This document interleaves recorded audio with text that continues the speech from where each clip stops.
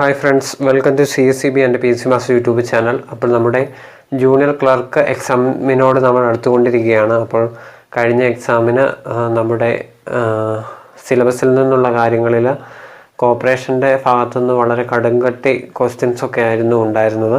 അപ്പോൾ നന്നായിട്ട് പഠിക്കാതെ നമുക്ക് ഇനിയുള്ള എക്സാംസിലൊക്കെ കയറി പറ്റുക എന്നുള്ളത് വളരെ ഒരു വിദൂര സ്വപ്നമായി അവശേഷിക്കും. അപ്പോൾ ഇന്നു മുതൽ നമുക്ക് നന്നായിട്ട് പഠിക്കാം. അപ്പോൾ അതിനുവേണ്ടി cooperative law act and rules, വിവിധ സെക്ഷൻസും റൂൾസും ഒക്കെ നമ്മൾ നന്നായിട്ട് പഠിക്കുവാൻ പോവുകയാണ്. അപ്പോൾ ഇന്ന് മുതൽ ക്ലാസ്സുകൾ അപ്ലോഡ് ചെയ്യപ്പെടുന്നതായിരിക്കും. അപ്പോൾ എല്ലാ ക്ലാസ്സുകളും വളരെ സിമ്പിളായിട്ട് ലളിതമായ രീതിയിൽ അവതരിപ്പിക്കാൻ മാക്സിമം ശ്രമിക്കാൻ. നിങ്ങൾക്ക് ഇഷ്ടപ്പെട്ട ലൈക്ക് ചെയ്യുക, ഷെയർ ചെയ്യുക, കമൻറ്റ് ചെയ്യുക. അതുപോലെ തന്നെ ഇന്ന് നമ്മൾ ഡിസ്കസ് ചെയ്യുന്നത് കോപ്പറേറ്റീവ് ലോയിൽ നിന്നും സെക്ഷൻ 1 മുതൽ 10 വരെയുള്ള ഭാഗങ്ങളാണ് ഇന്ന് ഈ ഒരു വീഡിയോയിൽ ഡിസ്കസ് ചെയ്യുന്നത്. അപ്പോൾ നിങ്ങൾക്ക് ഇഷ്ടപ്പെട്ട ലൈക്ക് ചെയ്യുക, ഷെയർ ചെയ്യുക, കമൻറ്റ് ചെയ്യുക. കൂടുതൽ വീഡിയോസിന് വേണ്ടി ചാനൽ സബ്സ്ക്രൈബ് ചെയ്യുക. അപ്പോൾ നമ്മൾ കടക്കുകയാണ്. കോപ്പറേറ്റീവ് ലോ കേസസ് ആക്ടിൻ്റെ സെക്ഷൻ 1 മുതൽ സെക്ഷൻ 10 വരെയുള്ള കാര്യങ്ങളാണ് ഇന്ന് ഡിസ്കസ് ചെയ്യുന്നത്. ഓക്കെ, അപ്പോൾ കേസസ് ആക്ടിൻ്റെ സെക്ഷൻ 1 to സെക്ഷൻ 10 ഇത്രയും കാര്യങ്ങളാണ് നമ്മൾ ഇന്ന് ഡിസ്കസ് ചെയ്യുന്നത്. ആദ്യമായി നമ്മൾ ഡിസ്കസ് ചെയ്യുന്നത് സെക്ഷൻ 1 തന്നെയാണ്. സെക്ഷൻ 1 ഇതിൻ്റെ heading short title, extend and commencement എന്നാണ്. സെക്ഷൻ 1ൻ്റെ ഹെഡിങ് ആണ് short title, extend and commencement.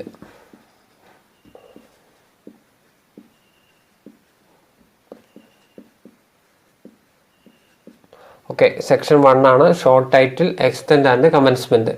ഇതിൽ പറഞ്ഞിരിക്കുന്ന പ്രധാന കാര്യങ്ങളാണ് ഇനി നമ്മൾ ഡിസ്കസ് ചെയ്യാൻ പോകുന്നത്.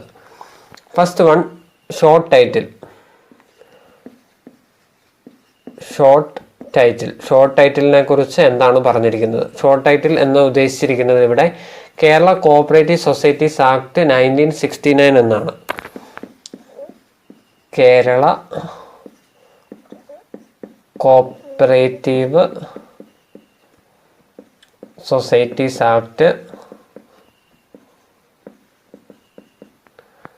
1969.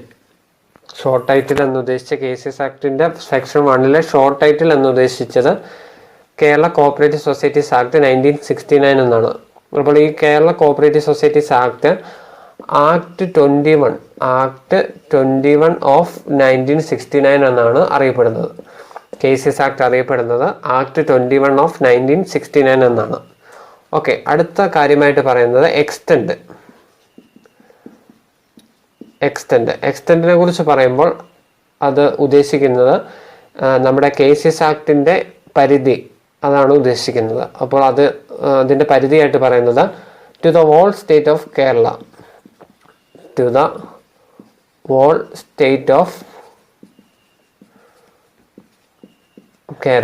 കേരള സംസ്ഥാനം മുഴുവൻ പരിധിയിൽ വരുന്ന ആക്ടാണ് കേസസ് ആക്ട് എന്ന് ഉദ്ദേശിക്കുന്നത്. കേസസ് ആക്ടിൻ്റെ പരിധി കേരള സംസ്ഥാനം മുഴുവനാണ് എന്നുള്ളതാണ് പറയുന്നത്. അടുത്തൊരു കാര്യം എന്ന് പറഞ്ഞാൽ കമൻസ്മെൻറ്റിനെ കുറിച്ചാണ് പറഞ്ഞിരിക്കുന്നത്. കമൻസ്മെൻറ്റ് കൊണ്ട് എന്ന് ഉദ്ദേശിക്കുന്നത് ഇത് ആരംഭിച്ച ആ ഡേറ്റ് ആണ് ഉദ്ദേശിക്കുന്നത്. അപ്പോൾ അതിൽ പ്രധാനമായിട്ടും ആക്ട് വന്ന ഡേറ്റ്, കേസസ് ആക്ട് വന്ന ഡേറ്റ് 15/5/1969 അതുപോലെ കേസസ് റൂൾസ് വന്നത് 14/7/1969. അപ്പോൾ കേസസ് ആക്ടും റൂൾസും വന്ന ഈ ഡേറ്റ് വളരെ പ്രധാനപ്പെട്ടതാണ്, നിർബന്ധമായും പഠിക്കേണ്ടതാണ്. 15/5/1969 ആക്ട് വരികയും അതുപോലെ തന്നെ 14/7/1969 കേസസ് ആക്ടിൽ റൂൾസ് വരികയും ചെയ്തു. ആക്ട് വന്നത് 15/5/1969, റൂൾസ് വന്നത് 14/7/1969. അപ്പോൾ ഇതാണ് സെക്ഷൻ 1 നിന്നും വളരെ പ്രധാനപ്പെട്ടതായിട്ട് പഠിക്കാനുള്ളത്. സെക്ഷൻ 1 നിന്നും പ്രധാനപ്പെട്ടതായി പഠിക്കാനുള്ള കാര്യമാണ് section 1 short title and extend. അതുപോലെ തന്നെ ഈ കമൻസ്മെൻറ്റ് ചെയ്ത ആ ഡേറ്റും അതുപോലെ ഇതിൻ്റെ ഷോർട്ട് ടൈറ്റിൽ, ഇത്തരം കാര്യങ്ങളാണ് സെക്ഷൻ 1 നിന്നും പഠിക്കാനുള്ളത്. അപ്പോൾ നമ്മൾ ഇനി അടുത്തത് പഠിക്കാൻ പോകുന്നത് സെക്ഷൻ 2 ആണ്. സെക്ഷൻ 2 ആണ് നെക്സ്റ്റ് നമ്മൾ പഠിക്കുന്നത്.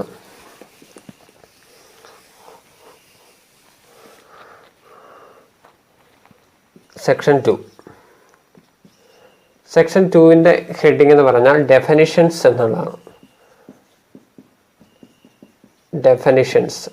ഡെഫിനിഷൻസ് അതിനെക്കുറിച്ച് പ്രതിപാദിക്കുന്ന സെക്ഷനാണ് സെക്ഷൻ 2. കേസസ് ആക്ടിൻ്റെ സെക്ഷൻ 2 ഡീൽസ് വിത്ത് ഡെഫിനിഷൻസ്. അപ്പോൾ ഇതിൻ്റെ അകത്ത് പ്രധാനപ്പെട്ട കുറച്ച് ഡെഫിനിഷൻസ് പരിചയപ്പെടുത്താം. ഡെഫിനിഷൻസ് സെക്ഷൻ 2ൻ്റെ സബ്സെക്ഷനായിട്ടാണ് നൽകിയിരിക്കുന്നത്. അതുപോലെ ആദ്യമായി നമ്മൾ കാണുന്നത് സെക്ഷൻ 2A. സെക്ഷൻ 2Aയിൽ പറഞ്ഞിരിക്കുന്ന ഡെഫിനിഷനാണ് അപ്പെക്സ് സൊസൈറ്റിയെ സംബന്ധിച്ച ഡെഫിനിഷൻ. അപ്പെക്സ് സൊസൈറ്റിയെ നിർവചിച്ചിരിക്കുന്ന കേസസ് ആക്ടിൻ്റെ സെക്ഷനാണ് സെക്ഷൻ 2A. അടുത്ത ഒരു പ്രധാനപ്പെട്ട സെക്ഷനാണ് section 2B. Section 2B ബൈലോയെ define ചെയ്തിരിക്കുന്നു. ബൈലോയെ ഡിഫൈൻ ചെയ്തിരിക്കുന്ന സെക്ഷനാണ് സെക്ഷൻ 2B. അതുപോലെ section 2C. Section 2C deals with circle cooperative union. Circle cooperative യൂണിയനെ ഡിഫൈൻ ചെയ്തിരിക്കുന്നത് സെക്ഷൻ 2Cയിലാണ്. അതുപോലെ section 2D. Section 2D central സൊസൈറ്റിയെ ഡിഫൈൻ ചെയ്തിരിക്കുന്ന സെക്ഷനാണ് സെക്ഷൻ 2D. അടുത്തതായിട്ട് ഇമ്പോർട്ടൻ്റ് ആയിട്ട് നമ്മൾക്ക് കാണാൻ പറ്റുന്നത് section 2ECCC. Section 2ECCC. Section 2ECCCയിൽ പറയുന്നത് കോപ്പറേറ്റീവ് പ്രിൻസിപ്പിൾസിനെ സംബന്ധിച്ചാണ്. Cooperative principles. ഓക്കെ, കോപ്പറേറ്റീവ് പ്രിൻസിപ്പിൾസിനെ ഡിഫൈൻ ചെയ്തിരിക്കുന്നതാണ് സെക്ഷൻ 2ECCCയിൽ. സെക്ഷൻ 2EDയിൽ സെക്ഷൻ 2ED ഇവിടെ ഡിഫൈൻ ചെയ്തിരിക്കുന്നത് CSEBനാണ്. CSEBനെ ഡിഫൈൻ ചെയ്തിരിക്കുന്ന സെക്ഷനാണ് സെക്ഷൻ 2ED. അടുത്തത് സെക്ഷൻ 2F വളരെ പ്രധാനപ്പെട്ടതാണ്. സെക്ഷൻ 2F അത് കോപ്പറേറ്റീവ് സൊസൈറ്റിയെ ഡിഫൈൻ ചെയ്തിരിക്കുന്ന സെക്ഷനാണ് സെക്ഷൻ 2F. ചില എക്സാംസിന് ചോദിച്ചിട്ടുള്ള സെക്ഷനാണ് സെക്ഷൻ 2F. അതുപോലെ സെക്ഷൻ 2HB. സെക്ഷൻ 2HBയിൽ ഡിഫൈൻ ചെയ്തിരിക്കുന്നത് director of cooperative audit, DCA. Director of cooperative ഓഡിറ്റിനെ ഡിഫൈൻ ചെയ്തിരിക്കുന്നത് സെക്ഷൻ 2HB. അതിന് സെക്ഷൻ 2K എന്ന് പറഞ്ഞാൽ ജനറൽ ബോഡിയാണ്. General body. ഓക്കെ, അതുപോലെ അടുത്തത് സെക്ഷൻ 2P.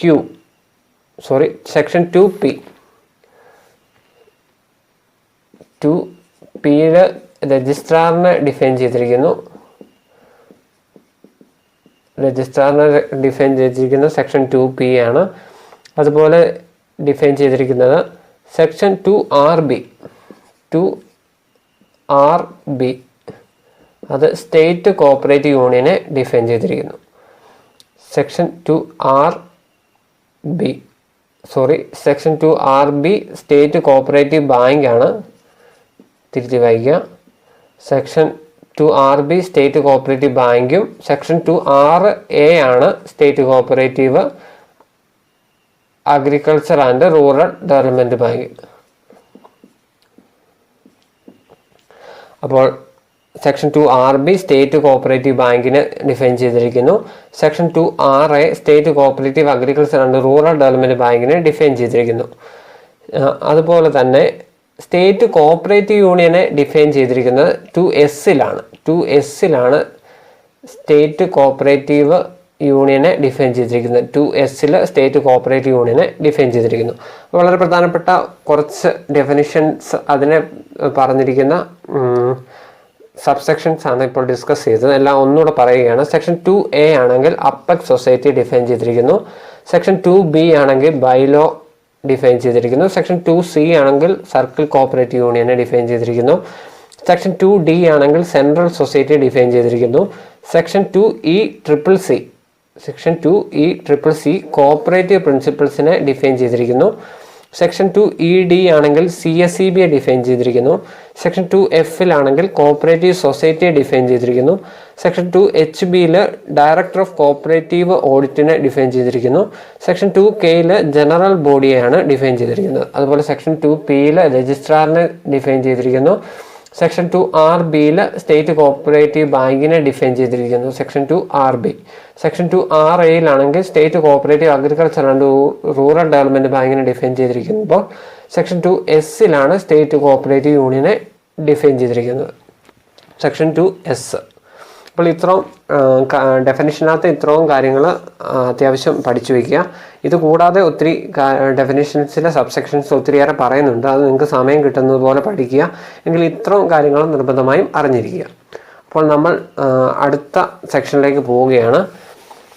സെക്ഷൻ 3യിലേക്ക് നമ്മൾ കടക്കുകയാണ്. സെക്ഷൻ 3 രജിസ്ട്രാറിനെ കുറിച്ചാണ് പറഞ്ഞിരിക്കുന്നത്. വളരെ പ്രധാനപ്പെട്ട സെക്ഷനാണ് സെക്ഷൻ 3. രജിസ്ട്രാറിനെ സംബന്ധിച്ച കാര്യങ്ങൾ പറഞ്ഞിരിക്കുന്ന സെക്ഷൻ 3. സെക്ഷൻ 3 അപ്പോൾ അത് പ്രതിപാദിക്കുന്നത് രജിസ്ട്രാറിനെ സംബന്ധിച്ചാണ്. രജിസ്ട്രാറിനെ കുറിച്ച് പ്രതിപാദിക്കുന്ന കേസസ് ആക്ട് 1969 സെക്ഷനാണ് സെക്ഷൻ 3. ഓക്കെ, ഈ രജിസ്ട്രാറിനെ സംബന്ധിച്ച് ആദ്യം നമ്മൾ കാണുന്ന പോയിന്റാണ് രജിസ്ട്രാറിനെ അപ്പോയിന്റ് ചെയ്യുന്നത്. രജിസ്ട്രാറിനെ അപ്പോയിന്റഡ് ബൈ സ്റ്റേറ്റ് ഗവൺമെൻറ് ആണ്. ഒരു സംസ്ഥാനത്തെ സഹകരണ മേഖലയുടെ രജിസ്ട്രാറിനെ അപ്പോയിന്റ് ചെയ്യുന്നത് ഗവൺമെൻറ്റാണ്, സ്റ്റേറ്റ് ഗവൺമെൻറ്റാണ്. അതുപോലെ തന്നെ വളരെ പ്രധാനപ്പെട്ട കാര്യമാണ് രജിസ്ട്രാർ ഒരു സീനിയർ IAS ഓഫീസർ ആയിരിക്കണം. He's a senior IAS officer, Indian administrative സർവീസിലെ ഓഫീസർ ആയിരിക്കണം രജിസ്ട്രാർ എന്ന് പറയുന്നത്. അതിനെക്കുറിച്ച് പറഞ്ഞിരിക്കുന്ന ഈ രജിസ്ട്രാറിൻ്റെ റാങ്ക് IAS ഓഫീസറിൽ താഴെയാകാൻ പാടില്ല, അല്ലെങ്കിൽ രജിസ്ട്രാറിൻ്റെ റാങ്ക് IAS ഓഫീസർ ആകണമെന്ന് പ്രതിപാദിച്ച ആദ്യമായിട്ട് റെക്കമെൻഡ് ചെയ്ത ആ കമ്മിറ്റിയാണ് മേത്ത കമ്മിറ്റി. ഓക്കെ,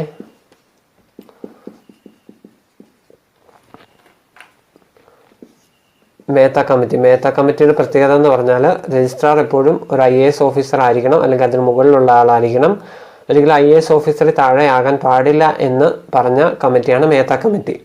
ഓക്കെ, അതുപോലെ തന്നെ രജിസ്ട്രാർ ആണ് ഹെഡ് ഓഫ് ദി കോഓപ്പറേറ്റീവ് ഡിപ്പാർട്ട്മെൻറ്റിൻ്റെ ഹെഡ് എന്നറിയപ്പെടുന്നത് രജിസ്ട്രാർ ആണ്. അതുപോലെ തന്നെ രജിസ്ട്രാറിൻ്റെ കുറച്ച് വിളിപ്പേരുകൾ അല്ലെങ്കിൽ നിർവചനങ്ങൾ എന്നൊക്കെ പറയാം. ഫ്രണ്ട്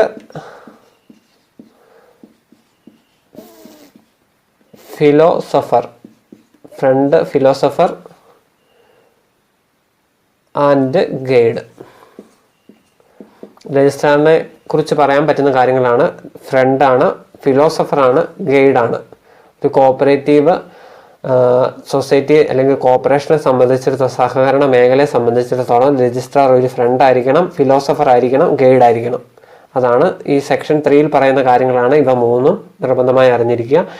അതുപോലെ തന്നെ ഒരു സൊസൈറ്റിയെ രജിസ്റ്റർ ചെയ്യാനുള്ള പൂർണ്ണമായിട്ടുള്ള authority sole authority to register A society. അതായത് ഒരു സൊസൈറ്റിയെ രജിസ്റ്റർ ചെയ്യാനുള്ള സോൾ അതോറിറ്റി ടു രജിസ്റ്റർ എ സൊസൈറ്റി. ഒരു സൊസൈറ്റി രജിസ്റ്റർ ചെയ്യാനുള്ള പൂർണ്ണമായ അധികാരം നിക്ഷിപ്തമായിരിക്കുന്നത് രജിസ്ട്രാറിലാണ്. ഒക്കെ രജിസ്ട്രാറിനെ സംബന്ധിച്ച് അത് ഗവൺമെൻറ്റാണ് അപ്പോയിൻറ്റ് ചെയ്യുന്നത്. IAS ഓഫീസർ ആയിരിക്കണം. IAS ഓഫീസർ ആയിരിക്കണമെന്ന് പറഞ്ഞ കമ്മിറ്റി മേത്ത കമ്മിറ്റി. അതുപോലെ കോഓപ്പറേറ്റീവ് ഡിപ്പാർട്ട്മെൻറ്റിൻ്റെ ഹെഡാണ് രജിസ്ട്രാർ. അതുപോലെ തന്നെ ഫ്രണ്ട്, ഫിലോസഫർ ആൻഡ് ഗൈഡ് എന്നറിയപ്പെടുന്നത് രജിസ്ട്രാറാണ്. അതുപോലെ തന്നെ ഒരു സൊസൈറ്റിയെ രജിസ്റ്റർ ചെയ്യുന്ന സോൾ അതോറിറ്റി എന്നറിയപ്പെടുന്നത് രജിസ്ട്രാറാണ്. ഇതാണ് സെക്ഷൻ 3യിൽ നിന്ന് പ്രധാനമായിട്ട് പഠിക്കേണ്ട കാര്യങ്ങൾ. അതുപോലെ തന്നെ അടുത്ത സെക്ഷനിലേക്ക് നമ്മൾ കടക്കുകയാണ്. Section 4 section 4. സെക്ഷൻ 4നെ കുറിച്ച് പറയുമ്പോൾ section 4 deals with society which may be registered. Society which may be registered. ഒത്തിരി കാര്യങ്ങൾ പറയുന്നില്ലെങ്കിലും നമ്മളൊന്ന് മനസ്സിലാക്കിയിരിക്കുക. Section 4. Section 4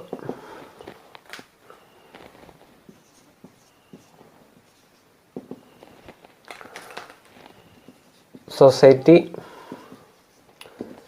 which may be registered. Society which may be registered. ഈ ഒരു സെക്ഷനകത്ത് പറയുന്ന പ്രധാനപ്പെട്ട കാര്യം, ഒരു കോപ്പറേറ്റീവ് സൊസൈറ്റി എന്തിനു വേണ്ടിയാണ് ഒരു കോപ്പറേറ്റീവ് സൊസൈറ്റി രജിസ്റ്റർ ചെയ്യപ്പെടുന്നത്, അതിനെക്കുറിച്ചാണ് ഈ സെക്ഷനിൽ പറയുന്നത്. അതിന് കാരണമായിട്ട് ആക്ടിൽ പറയുന്നത് four economic upliftment of members. Four economic upliftment of members. അതായത് ഒരു കോപ്പറേറ്റീവ് സൊസൈറ്റിയിലെ അല്ലെങ്കിൽ ആ ഒരു സൊസൈറ്റി രൂപീകരിക്കുന്നതിൻ്റെ കാരണം, society which may be registered, അതിന് കാരണമായിട്ട് പറയുന്നത് four economic upliftment of members. ആ ഒരു സൊസൈറ്റിയിലെ അംഗങ്ങളുടെ സാമ്പത്തികമായ ഉന്നമനം, അതാണ് ഒരു കോപ്പറേറ്റീവ് സൊസൈറ്റിയുടെ മേജറായിട്ടുള്ള objective. For economic upliftment of members, അതാണ് ഈ സെക്ഷൻ 4ൽ പറയുന്ന പ്രധാനപ്പെട്ട കാര്യം. അടുത്ത് നമ്മൾ കാണുന്ന സെക്ഷനാണ് section 5. Section 5.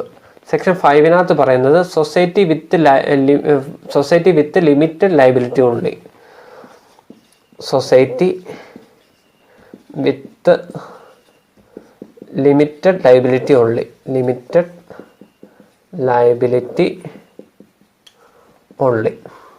Society with limited liability only, അതിനെക്കുറിച്ച് പറയുന്ന സെക്ഷനാണ് സെക്ഷൻ 5.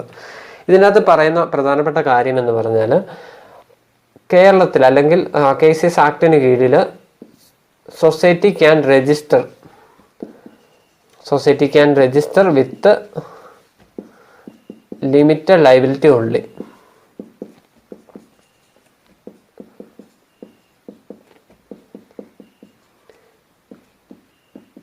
അതായത് കേസസ് ആക്ടിന്റെ കീഴിൽ ഒരു സൊസൈറ്റി രജിസ്റ്റർ ചെയ്യപ്പെടുന്നു എങ്കിൽ ആ സൊസൈറ്റി എപ്പോഴും ലിമിറ്റഡ് ലയബിലിറ്റി സൊസൈറ്റി ആയിരിക്കണം. അൺലിമിറ്റഡ് ലയബിലിറ്റി സൊസൈറ്റി രജിസ്റ്റർ ചെയ്യാൻ കേസസ് ആക്ട് പെർമിഷൻ നൽകുന്നില്ല. അപ്പോൾ ലിമിറ്റഡ് ലയബിലിറ്റി സൊസൈറ്റി രജിസ്റ്റർ ചെയ്യപ്പെടണമെന്ന് പറയുന്ന കേസസ് ആക്ടിന്റെ സെക്ഷനാണ് സെക്ഷൻ 5. ഇവിടെ ഒരു അപവാദമുള്ളത് എന്ന് പറഞ്ഞാൽ, കേരളത്തിൽ ഒരേ ഒരു അൺലിമിറ്റഡ് സൊസൈറ്റിയേ ഉള്ളൂ. കേരളത്തിൽ ഒരേ ഒരു അൺലിമിറ്റഡ് സൊസൈറ്റി ഉണ്ട്. അത് സ്ഥിതി ചെയ്യുന്നത് നാട്ടകമാണ്. നാട്ടകം, കോട്ടയം ജില്ലയിലെ നാട്ടകത്താണ് നാട്ടകം. കോട്ടയം ജില്ലയിലെ നാട്ടകത്തിലാണ് കേരളത്തിലെ ഒരേ ഒരു അൺലിമിറ്റഡ് സൊസൈറ്റി ഇപ്പോൾ വർക്ക് ചെയ്യുന്ന ഒരേ ഒരു അൺലിമിറ്റഡ് സൊസൈറ്റി സ്ഥിതി ചെയ്യുന്നത് നാട്ടകമാണ്, കോട്ടയത്തിലെ. അത് സെക്ഷൻ 5നോട് ചേർന്ന് പഠിക്കുക. കേരളത്തിലെ ഏക അൺലിമിറ്റഡ് സൊസൈറ്റിയാണ് നാട്ടകത്തെ സൊസൈറ്റി. അതുപോലെ കേസസ് ആക്ടിൻ്റെ കീഴിൽ ലിമിറ്റഡ് ലയബിലിറ്റി സൊസൈറ്റീസ് മാത്രമേ രജിസ്റ്റർ ചെയ്യാൻ സാധിക്കുകയുള്ളൂ എന്നുള്ള കാര്യവും നിർബന്ധമായും അറിഞ്ഞിരിക്കുക. അടുത്തത് മുതൽ നമ്മൾ വളരെ പ്രധാനപ്പെട്ട ഒരു ഭാഗത്തിലേക്ക് കടക്കുകയാണ്. സെക്ഷൻ 6 മുതൽ നമ്മൾ വളരെ പ്രധാനപ്പെട്ട ഭാഗത്തിലേക്കാണ് കടക്കുന്നത്. അപ്പോൾ നിർബന്ധമായി അറിഞ്ഞിരിക്കേണ്ട കാര്യങ്ങളാണ് ഇനി പറയുവാൻ പോകുന്നത്. അപ്പോൾ രജിസ്ട്രേഷനെ സംബന്ധിച്ചിട്ടുള്ള പ്രധാനപ്പെട്ട സെക്ഷൻസ് ആണ് ഇനി ഡിസ്കസ് ചെയ്യുന്നത്. Registration of cooperative societies. Registration of cooperative societies. Registration of cooperative സൊസൈറ്റീസിനെ കുറിച്ച് പറഞ്ഞിരിക്കുന്ന സെക്ഷൻസ് ആണ് സെക്ഷൻ 6, 7 and 8. അതുപോലെ തന്നെ റൂൾ 3, അതുപോലെ തന്നെ 4. ഓക്കെ, അപ്പോൾ സെക്ഷൻ 6, 7, 8 എന്നിവ രജിസ്ട്രേഷനെ സംബന്ധിച്ച് പറയുന്നു. അതുപോലെ തന്നെ റൂൾ 3, 4 ഇവയും രജിസ്ട്രേഷനെ സംബന്ധിച്ചിട്ടുള്ള കാര്യങ്ങളാണ് പറയുന്നത്. അപ്പോൾ നമ്മൾ ആദ്യമായി കാണുവാൻ പോകുന്നത് സെക്ഷൻ 6 ആണ്. സെക്ഷൻ 6ന്റെ ഹെഡിങ് തന്നെ ആപ്ലിക്കേഷൻ ഫോർ രജിസ്ട്രേഷൻ ആണ്. Application for registration.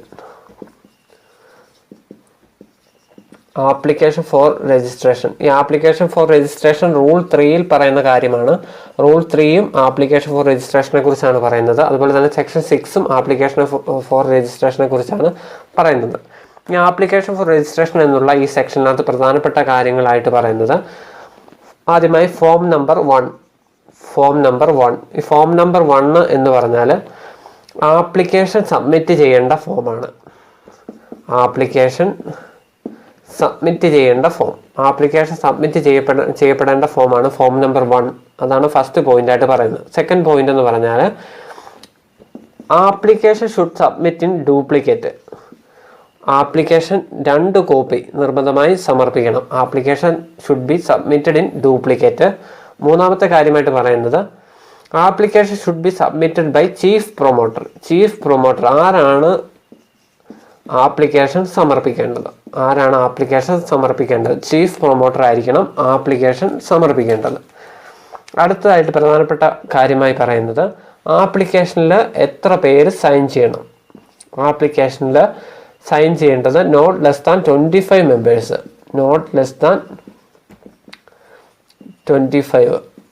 25 പേരിൽ കുറയാതെ ആപ്ലിക്കേഷൻ സൈൻ ചെയ്യണം. 25 പേരും ഡിഫറെൻറ്റ് ഫാമിലീസിലായിരിക്കണം. ഡിഫറെൻറ്റ് ഫാമിലീസിൽ നിന്നായിരിക്കണം 25 പേരും. അപ്പം നമ്മൾ പഠിച്ചിട്ടുണ്ട് ഒരു കോപ്പറേറ്റീവ് സൊസൈറ്റി ഫോം ചെയ്യാൻ വേണ്ട മിനിമം നമ്പർ ഓഫ് പേഴ്സൺസിൻ്റെ എണ്ണം അത് 25 പേരാണ്. 25 ഫാമിലിയിൽ നിന്നായിരിക്കണമെന്ന് നമ്മൾ പഠിച്ചിട്ടുണ്ട്. അതുപോലെ തന്നെ ആപ്ലിക്കേഷൻ ഫോമിൽ 25 പേര് സൈൻ ചെയ്യണം. മിനിമം 25, അതിന് മുകളിലോട്ട് സൈൻ ചെയ്യും. 25 പേര് താഴെയാകാൻ പാടില്ല. അടുത്തത് പ്രധാനപ്പെട്ട കാര്യമായിട്ട് പറയുന്നത് ആപ്ലിക്കേഷൻ്റെ കൂടെ 3 കോപ്പീസ് ഓഫ് പ്രൊപ്പോസ്ഡ് ബൈലോ സമർപ്പിക്കേണ്ട കാര്യങ്ങളാണ്. ആപ്ലിക്കേഷൻ്റെ കൂടെ സമർപ്പിക്കേണ്ടത് കാര്യങ്ങൾ ഞാനിവിടെ കൃത്യമായിട്ട് എഴുതാം. ആപ്ലിക്കേഷൻ ഷുഡ് അക്കമ്പനീഡ് ബൈ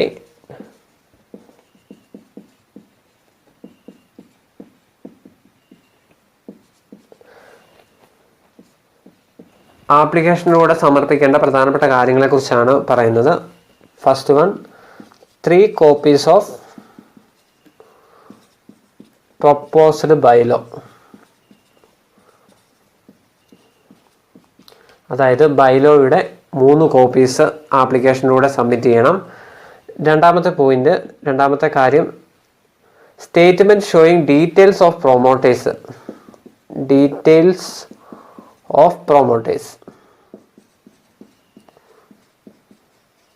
അതിൻ്റെ statement showing details of promoters. മൂന്നാമത്തെ കാര്യം എന്ന് പറഞ്ഞാൽ statement showing promoters contribution towards share capital and entrance fees. Share ക്യാപിറ്റലിലും എൻട്രൻസ് ഫീസിലും പ്രൊമോട്ടേഴ്സിൻ്റെ കോൺട്രിബ്യൂഷൻ അതിനെ സൂചിപ്പിക്കുന്ന സ്റ്റേറ്റ്മെൻറ്റ്. അപ്പോൾ ഷെയർ ക്യാപിറ്റലിലും എൻട്രൻസ് ഫീയിലും പ്രൊമോട്ടേഴ്സിൻ്റെ കോൺട്രിബ്യൂഷൻ എത്രയാണെന്ന് സൂചിപ്പിക്കുന്ന സ്റ്റേറ്റ്മെൻറ്റാണ് മൂന്നാമത്തെ കാര്യമായിട്ട് സമർപ്പിക്കേണ്ടത്. അതുപോലെ തന്നെ നാലാമത്തെ കാര്യമായിട്ട് സമർപ്പിക്കേണ്ടത് പ്രോജക്റ്റ് റിപ്പോർട്ട് എന്ന് ഉദ്ദേശിക്കുന്നത് അതായത് ഈ പ്രൊപ്പോസൽ സൊസൈറ്റിയുടെ എക്കണോമിക് സൗണ്ട്നെസ്, അതായത് സാമ്പത്തികമായിട്ട് മികച്ച രീതിയിൽ പ്രവർത്തിക്കാൻ സാധിക്കുന്ന ഒരു സൊസൈറ്റി ആണോ രജിസ്റ്റർ ചെയ്യപ്പെടാൻ പോകുന്നത് എന്നുള്ള കാര്യം പ്രതിപാദിക്കുന്ന പ്രോജക്റ്റ് റിപ്പോർട്ട് നാലാമത്തെ കാര്യം.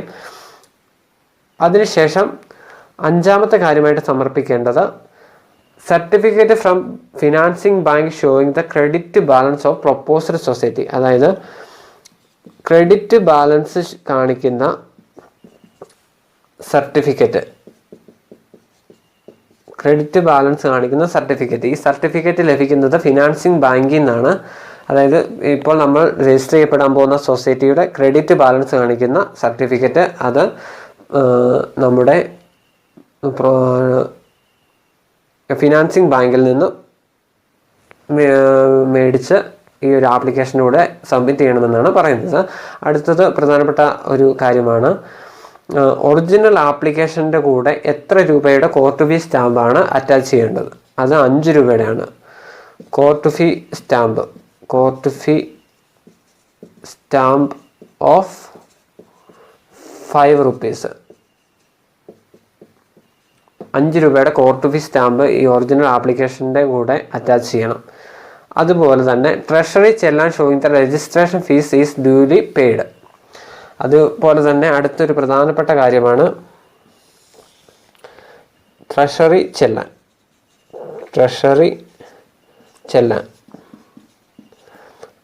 ഏഴാമത്തെ കാര്യം ട്രഷറി ചെല്ലാൻ.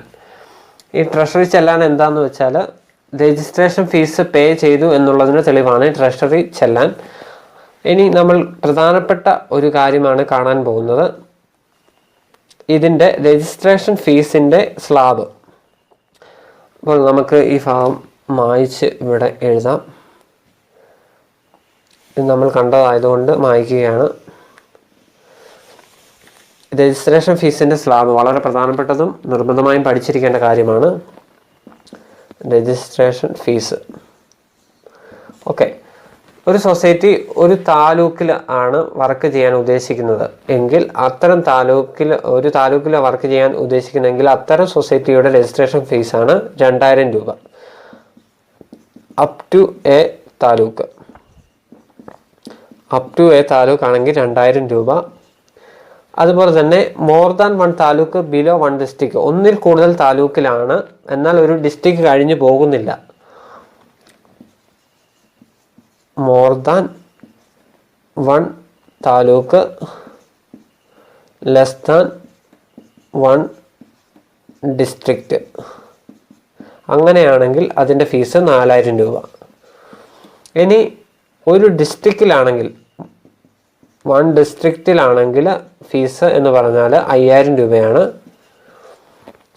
മോർ ദാൻ 1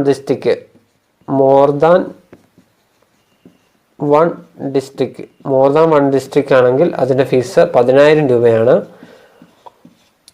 അതുപോലെ തന്നെ വുമൺ SC/ST സൊസൈറ്റീസിന് ഫീസ് 500 രൂപയാണ്. അതുപോലെ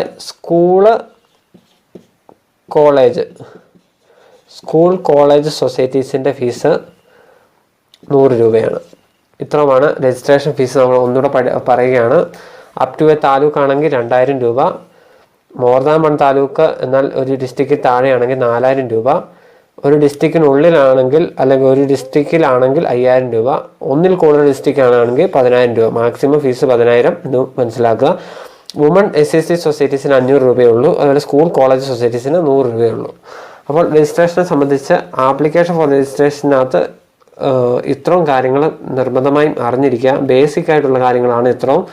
അപ്പോൾ സെക്ഷൻ 6 ആപ്ലിക്കേഷൻ ഫോർ രജിസ്ട്രേഷനകത്ത് പറഞ്ഞിരിക്കുന്ന ഇത്രയും കാര്യങ്ങൾ നിർബന്ധമായും പഠിച്ചു വയ്ക്കുക. അടുത്ത നമ്മൾ സെക്ഷൻ 7 കടക്കുകയാണ്. നിങ്ങൾക്ക് മനസ്സിലാവുന്നുണ്ടെന്ന് വരുന്നു. മാക്സിമം സിമ്പിളാക്കിയാണ് പറയുന്നത്. നമ്മൾ സെക്ഷൻ 7 വളരെ പ്രധാനപ്പെട്ടതാണ്. സെക്ഷൻ 6 പോലെ തന്നെ വളരെ പ്രധാനപ്പെട്ടതാണ് സെക്ഷൻ 7. സെക്ഷൻ 7 കുറിച്ച് പറയുന്നത് നമ്മൾ സെക്ഷൻ 6 ആപ്ലിക്കേഷൻ ഫോർ രജിസ്ട്രേഷൻ എന്ന് കണ്ടു. സെക്ഷൻ 7 ആണെങ്കിൽ രജിസ്ട്രേഷനെ സംബന്ധിച്ച സെക്ഷൻ 7 രജിസ്ട്രേഷൻ. ഈ രജിസ്ട്രേഷൻ എന്നുള്ള ഭാഗം എന്ന ആ കടമ്പ സെക്ഷൻ 7 കേസസ് ആക്ട് പ്രതിപാദിക്കുന്നത്. ഇത് റൂൾ 4 പറയുന്ന കാര്യമാണ്. റൂൾ 4 സെക്ഷൻ 7 രജിസ്ട്രേഷനെ സംബന്ധിച്ചുള്ള കാര്യങ്ങളാണ് പറയുന്നത്. അതുപോലെ തന്നെ സെക്ഷൻ 6 റൂൾ 3 പറയുന്നത് ആപ്ലിക്കേഷൻ ഫോർ രജിസ്ട്രേഷനെ കുറിച്ചാണ്. അപ്പം നമ്മൾ ഇപ്പോൾ കാണുന്നത് രജിസ്ട്രേഷനെ സംബന്ധിച്ചുള്ള കാര്യങ്ങളാണ്. ഇതിൻ്റെ അകത്ത് വളരെ പ്രധാനപ്പെട്ട കാര്യങ്ങളായിട്ട് പറയാനുള്ളത് ഫോം നമ്പർ 2.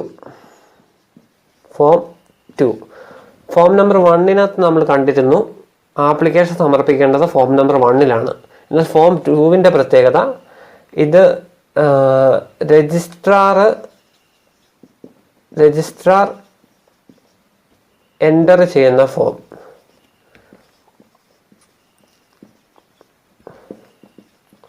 അതായത് ഒരു സൊസൈറ്റി രജിസ്റ്റർ ചെയ്യാൻ ആപ്ലിക്കേഷൻ കൊടുത്തു. അപ്പോൾ ആപ്ലിക്കേഷൻ കിട്ടിക്കഴിഞ്ഞാൽ രജിസ്ട്രാർ ഫോം നമ്പർ 2 എടുക്കും. അതിലേക്ക് ആ സൊസൈറ്റിയുടെ ഡീറ്റെയിൽസ് എൻ്റർ ചെയ്യും. അതാണ് ഫോം നമ്പർ 2. നെക്സ്റ്റ് പോയിന്റ് ആയിട്ട് പറയുന്നത് if registrar is satisfied with the documents B can register the society and it's bylaw within 90 days. അതായത് ഒരു സൊസൈറ്റി രജിസ്റ്റർ ചെയ്യപ്പെടാൻ എല്ലാ സാധ്യതകളും ഉണ്ട് എങ്കിൽ രജിസ്ട്രാർ അത് രജിസ്റ്റർ ചെയ്യുന്നത് within 90 days.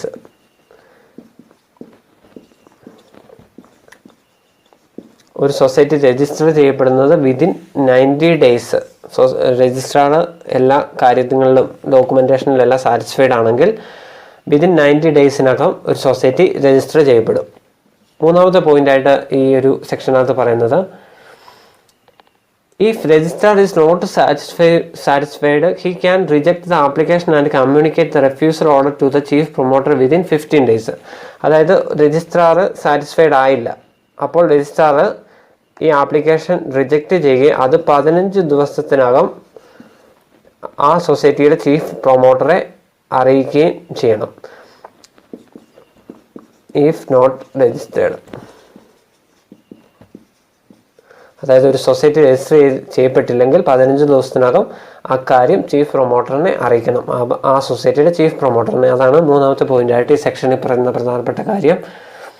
If any action is not taken by registrar, chief promoter can file representation. Okay, അതായത് നമ്മൾ ആപ്ലിക്കേഷൻ സമർപ്പിച്ചു, രജിസ്ട്രാർ ഒരു നടപടിയും എടുത്തില്ല, അങ്ങനെയെങ്കിൽ റെപ്രസെൻറ്റേഷന് നമുക്ക് ഒരു അവസരമുണ്ട്. റെപ്രസെൻറ്റേഷൻ എന്ന് പറഞ്ഞ പ്രൊസീഡിങ്സിൽ നമുക്കൊരു അവസരമുണ്ട്. ഈ റെപ്രസെൻറ്റേഷൻ എന്ന് പറഞ്ഞാൽ decision on representation is to be made within 60 days. അതായത് രജിസ്ട്രാർ നടപടി ഒന്നും എടുത്തില്ല, നടപടി ഒന്നും എടുത്തില്ലെങ്കിലാണ് റെപ്രസെൻറ്റേഷനുള്ള അവസരം. റെപ്രസെൻറ്റേഷൻ നടത്തിയാൽ 60 ഡേയ്സിനുള്ളിൽ ഡിസിഷൻ എടുക്കണം. ഈ സൊസൈറ്റി രജിസ്റ്റർ ചെയ്യണോ വേണ്ടോ എന്നുള്ള കാര്യത്തിൽ 60 ഡേയ്സിനുള്ളിൽ നടപടി എടുക്കണം. അങ്ങനെയാണ് ഈ റെപ്രസെൻറ്റേഷൻ്റെ പ്രത്യേകത. അതുപോലെ തന്നെ അടുത്ത പോയിന്റായിട്ട് പറയുന്നത്, if application rejected, application reject ചെയ്താൽ നമുക്കുള്ള ഒരു അടുത്ത സ്റ്റെപ്പ് എന്ന് പറഞ്ഞാൽ അപ്പീലാണ്. അപ്പീൽ സമർപ്പിക്കേണ്ടത് 60 ഡേയ്സിനാണ്, വിതിൻ 60 ഡേയ്സ്.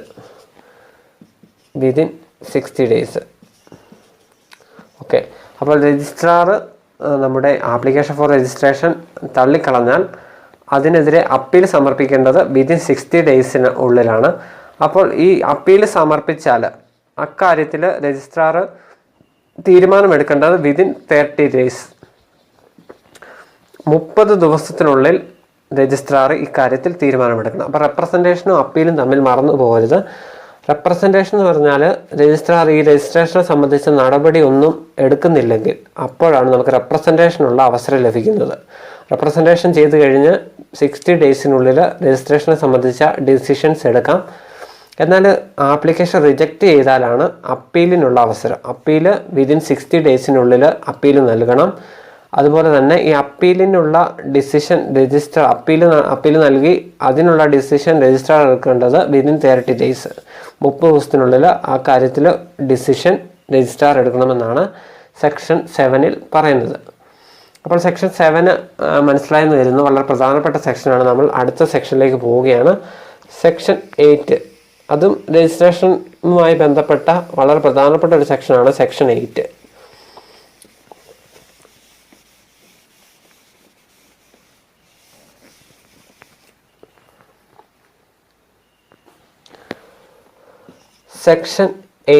സെക്ഷൻ 8 പ്രതിപാദിക്കുന്നത് രജിസ്ട്രേഷൻ സർട്ടിഫിക്കറ്റ്. രജിസ്ട്രേഷൻ സർട്ടിഫിക്കറ്റിനെ കുറിച്ച് പറഞ്ഞിരിക്കുന്ന സെക്ഷനാണ് സെക്ഷൻ 8. അത് റൂൾ 4 പറഞ്ഞിരിക്കുന്ന അതേ കാര്യമാണ് സെക്ഷൻ 8 പറയുന്നത്. Section 8 deals with registration certificate. അതുപോലെ rule 4 is also deals with registration certificate.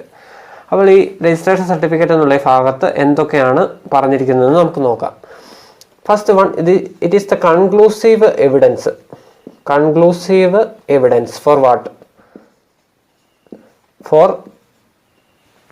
Societies registration. അതായത് ഒരു സൊസൈറ്റിയുടെ രജിസ്ട്രേഷനെ സംബന്ധിച്ച അൾട്ടിമേറ്റ് അല്ലെങ്കിൽ കൺക്ലൂസീവ് ആയിട്ടുള്ള എവിഡൻസ് എന്ന് പറഞ്ഞാൽ രജിസ്ട്രേഷൻ സർട്ടിഫിക്കറ്റ് ആണ്. രജിസ്ട്രേഷനെ സംബന്ധിച്ച കൺക്ലൂസീവ് എവിഡൻസ് ആണ് രജിസ്ട്രേഷൻ സർട്ടിഫിക്കറ്റ് എന്ന് പറയുന്നത്. അത് നിർബന്ധമായും അറിഞ്ഞിരിക്കുക. അപ്പോൾ നമ്മൾ ഫോം നമ്പർ 1 ആപ്ലിക്കേഷൻ കൊടുക്കുന്ന കാര്യം കണ്ടു. 2 നമ്മൾ കണ്ടത് അത് രജിസ്ട്രാർ എൻ്റർ ചെയ്യുന്ന ഫോമാണെന്ന് കണ്ടു. Section 2 registrar enter the details. Okay, form 1 application, form 2 registrar enter details. ഇവിടെ നമ്മൾ കാണാൻ പോകുന്ന ഫോം 3.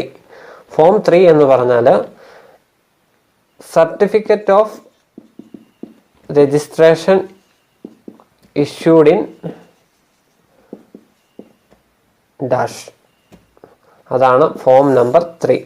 അതായത് രജിസ്ട്രേഷൻ സർട്ടിഫിക്കറ്റ് ഇഷ്യൂ ചെയ്യുന്ന ഫോം ഏതെന്ന് ചോദിച്ചാൽ ഫോം 3. 1 ആപ്ലിക്കേഷൻ കൊടുത്തു, 2 രജിസ്ട്രാർ അത് എൻ്റർ ചെയ്ത് ഡീറ്റെയിൽസ് ഒക്കെ എൻ്റർ ചെയ്തു. Form number 3 certificate of registration issue ചെയ്തു. അപ്പോൾ ഫോം നമ്പർ 3 പഠിച്ചു വയ്ക്കുക. നെക്സ്റ്റ് ക്വസ്റ്റ്യൻ അല്ലെങ്കിൽ നെക്സ്റ്റ് പോയിന്റ് എന്ന് പറഞ്ഞാൽ ഡ്യൂപ്ലിക്കേറ്റ് രജിസ്ട്രേഷൻ സർട്ടിഫിക്കറ്റ് ഏത് ഫോമിലാണ് ഇഷ്യൂ ചെയ്യുന്നത്? ഡ്യൂപ്ലിക്കേറ്റ് രജിസ്ട്രേഷൻ സർട്ടിഫിക്കറ്റ് ഇഷ്യൂ ചെയ്യുന്നത് form number 3A form number 3A duplicate registration certificate issue ചെയ്യുന്നത്. ഫോം നമ്പർ 3 എന്തായിരുന്നു? രജിസ്ട്രേഷൻ സർട്ടിഫിക്കറ്റ് ഇഷ്യൂ ചെയ്യുന്ന ഫോം. ഫോം നമ്പർ 3A ആണെങ്കിൽ ഡ്യൂപ്ലിക്കേറ്റ് രജിസ്ട്രേഷൻ സർട്ടിഫിക്കറ്റ്. അപ്പോൾ രജിസ്ട്രേഷൻ സർട്ടിഫിക്കറ്റിനെ സംബന്ധിച്ച വളരെ പ്രധാനപ്പെട്ട കാര്യങ്ങളാണ് ഇപ്പോൾ നമ്മൾ ഡിസ്കസ് ചെയ്തത്. Section 8 registration certificate. Okay, section 9 നമ്മൾ കടക്കുകയാണ്. ഒത്തിരി വീഡിയോ ലെങ്തായി പോകാതിരിക്കാൻ വേണ്ടിയാണ്. സെക്ഷൻ 9 നമ്മൾ കാണുകയാണ്. Section 9 need and effect of registration. Need and effect of registration. Need and effect of രജിസ്ട്രേഷനെ സംബന്ധിക്കുന്ന സെക്ഷനാണ് സെക്ഷൻ 9.